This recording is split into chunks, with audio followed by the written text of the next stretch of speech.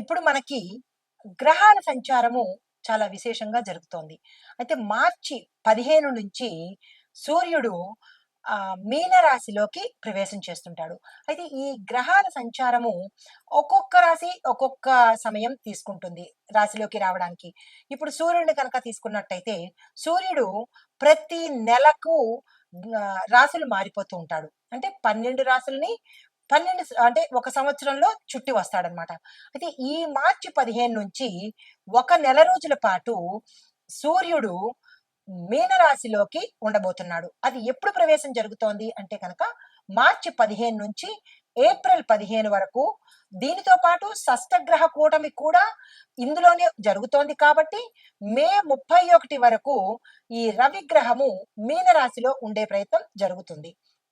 అయితే జ్యోతిష శాస్త్రంలో రవికి విశేషమైన అంటే సూర్యగ్రహానికి విశేషమైన ఫలితము అంటే విశేషమైన విశిష్టత కలిగి ఉంది. ఏమిటి అంటే కనుక సూర్యుడు ఇచ్చే ఫలితాలు ఆరోగ్యము, కీర్తి ప్రతిష్టలు, రాజయోగము, దీంతో పాటు శ్రేయస్సును కూడా ఇవ్వబోతుంటాడు.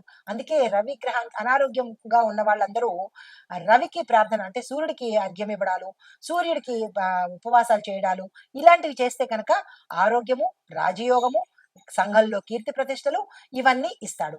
అయితే ఇప్పుడు సూర్యుడు సంచారం చేయడం ఒక శుభ ఫలితాలను ఇస్తే అంటే కొంతమందికి శుభ ఫలితాలను ఇస్తే మరికొంతమందికి ఆ మిశ్రమ ఫలితాలను ఇవ్వబోతున్నాడు. అయితే ఈ మార్చి 15వ తారీఖున సూర్యుడు మీనరాశిలోకి రావడంతో పాటుగా అద్భుతమైన ఫలితాలను మేషాది ద్వాదశ రాశుల వారికి ఇస్తున్నాడు.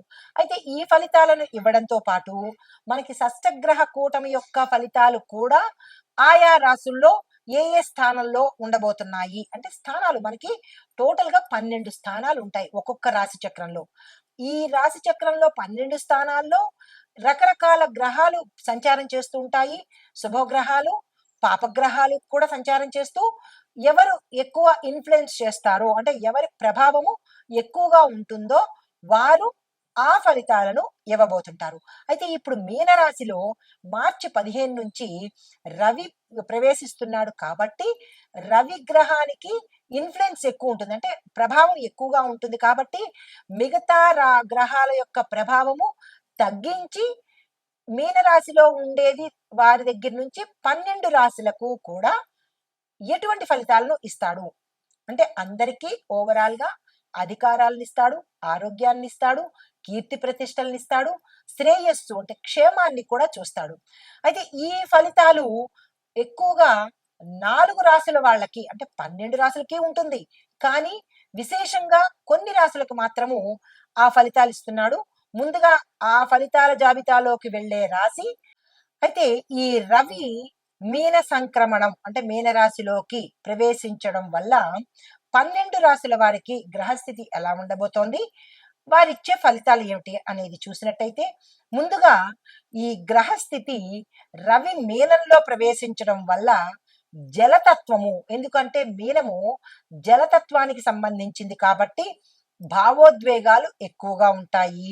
ఆధ్యాత్మిక పరంగా వీరికి ఎక్కువ అభిరుచి పెరుగుతుంది. అయితే బుధుడు, శుక్రుడు, శని, కేతు స్థితిని బట్టి వారి యొక్క రాశుల్లో ప్రభావం మారిపోతుంది. అయితే ఈ సమయంలో చంద్రమంగళ యోగము యొక్క ఫలితాలు దీంతో పాటు రాహు కేతు కూడా మార్గదర్శకము చేస్తారు అంటే మీకు ఒక గైడ్ లాగా మీకు మార్గాన్ని నిర్దేశిస్తారు. ఆ మార్గనిర్దేశనము తదుపరి రాశి వృశ్చిక రాశి. ఈ వృశ్చిక రాశి వారిలో ఉద్యోగస్తులకు ఫలితాలు అంటే ప్రతిదీ ప్రతికూల ఫలితాలు కనిపిస్తున్నాయి. ఉద్యోగాలు పోయే పరిస్థితి, ఆటంకాలు వచ్చే పరిస్థితి, బాధ్యత సక్రమంగా నిర్వర్తించలేకపోవడం వల్ల మిమ్మల్ని తీసేసే పరిస్థితి, కొంతమందికి మీరు గతంలో ఏవైనా తప్పిదాలు చేసి ఉంటే ఆ తప్పిదాలకు ఈ రోజు ఉద్యోగం అంటే ఈ సమయంలో ఉద్యోగం లాస్ అయ్యే పరిస్థితి గోచరిస్తోంది. జాగ్రత్తలు తప్పనిసరిగా తీసుకోండి. వ్యాపారస్తులకు, వాణిజ్యవేత్తలకు, పారిశ్రామిక రంగంలో ఉన్న అందరికీ కూడా అనుకోని ఖర్చులు వస్తాయి. ఎక్స్పాన్షన్ లో కానీ అది వృధా ఖర్చులు అనమాట. మీరు ఊరికూరికనే అనవసరమైన ఖర్చులు పెట్టే పరిస్థితి. లాభ నష్టాలు అంటే ఈ రెండు సమంగా కన్నా నష్టాలు ఎక్కువ వచ్చే అవకాశం గోచరిస్తోంది. జాగ్రత్తలు తీసుకోండి. కుటుంబ పరంగా చూసినట్టయితే కుటుంబంలో కలహాలు, వివాదాలు, ప్రమాదాలు గోచరిస్తున్నాయి. జాగ్రత్తలు తీసుకోండి. మానసిక ఒత్తిడి ఎక్కువగా అవుతుంది. బంధుమిత్రులతో విరోధం కలుగుతుంది. దూరం వల్ల అయ్యే పరిస్థితి కూడా గోచరిస్తోంది. జాగ్రత్తలు తీసుకోండి. అయితే విద్యార్థులకు ఎక్కువ కృషి చేస్తేనే తప్ప ఫలితం వచ్చే అవకాశం కనబడటం లేదు. అనుకున్న ఫలితాలు మీరు అనుకున్న సమయంలో నెరవేర్చలేకపోవచ్చు. అంటే లాస్ట్ డేట్ వరకు మీరు వృధాగా టైం వేస్ట్ చేయడము, లాస్ట్ డేట్ సమయంలో ఆ సమయానికి పూర్తి చేయలేకపోవడం వల్ల అవకాశాలన్నీ పోయే పరిస్థితి గోచరిస్తోంది. కాబట్టి విద్యార్థులకి ఎలాంటి నెగ్లిజెన్సీ ఉంటుందంటే, ఇంకా 15 రోజులుంది కదా! ఇంకా వారం రోజులుంది కదా! అని సమయాన్ని వృధా చేసి, ఆ లాస్ట్ డేటు అనే దానికి లాస్ట్ మినిట్‌లో ప్రయత్నం చేయడం వల్ల, అది సమయానికి అవ్వకపోవడం వల్ల, మీరు మంచి మంచి అవకాశాలను పోగొట్టుకుంటారు. జాగ్రత్తలు తీసుకోండి. ఆరోగ్యపరంగా చూసినట్టయితే విపరీతమైన అలసట కనిపిస్తోంది. నిద్రలేమి వల్ల సమస్యలు వచ్చే అవకాశం ఉంది. జాగ్రత్తలు తీసుకోండి. రాజకీయ పరంగా చూసినట్టయితే నిరుత్సాహం కనబడుతోంది. అంటే సినిమా రంగం వారికి, రాజకీయ రంగం వారికి కూడా అవకాశాలు రావు. ఉన్న అవకాశాలు నిలబెట్టుకోవడం కష్టము. కొంతమందికి పదవులు పోవడము, కొంతమందికి ఛాన్సులు కూడా దగ్గర దాకా వచ్చి సినిమా పరిశ్రమలో ఉన్న వాళ్ళకి మీ దాకా రావడము, పక్క వాళ్ళు తీసుకోవడము. ఇలాంటి పరిస్థితులు గోచరిస్తున్నాయి. నిరాశ చెందకండి. అయితే మీకు చెప్పదగిన పరిహారాలు: మంగళవారం నాడు హనుమంతుడి పూజ చేయండి. హనుమాన్ చాలీసాని 3 సార్లు చదివే ప్రయత్నం చేసుకోండి. పాలు, నీళ్లను దానంగా ఇవ్వండి. నీళ్లను ఎలా దానంగా ఇవ్వాలి అనే సందేహం మీకు రావచ్చు. నీళ్ల బాటిల్స్ కానీ ఎవరికైనా దానంగా ఇచ్చినట్టయితే చాలా మంచి ఫలితాలు పొందే అవకాశం గోచరిస్తోంది.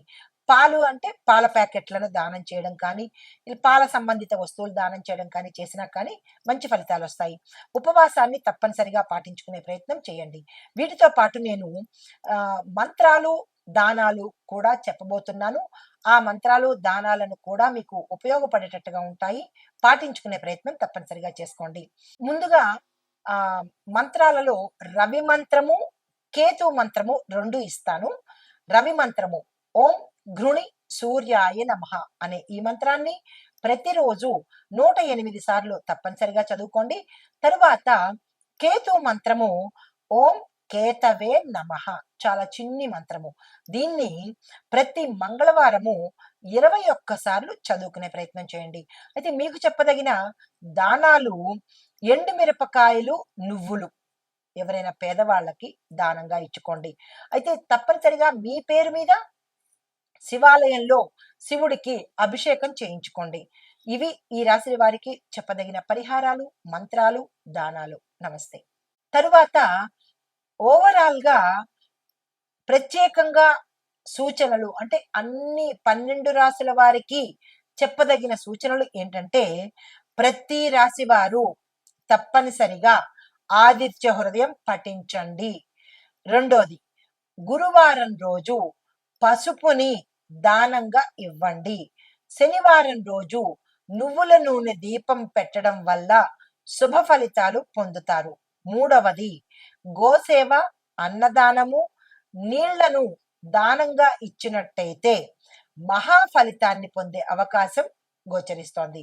అయితే ఈ మంత్రాలు, దానాలు పాటించడం ద్వారా మీరు ఈ రవి మీన సంక్రమణంలో విశేషమైన శుభ ఫలితాలను పొందే అవకాశం గోచరిస్తోంది.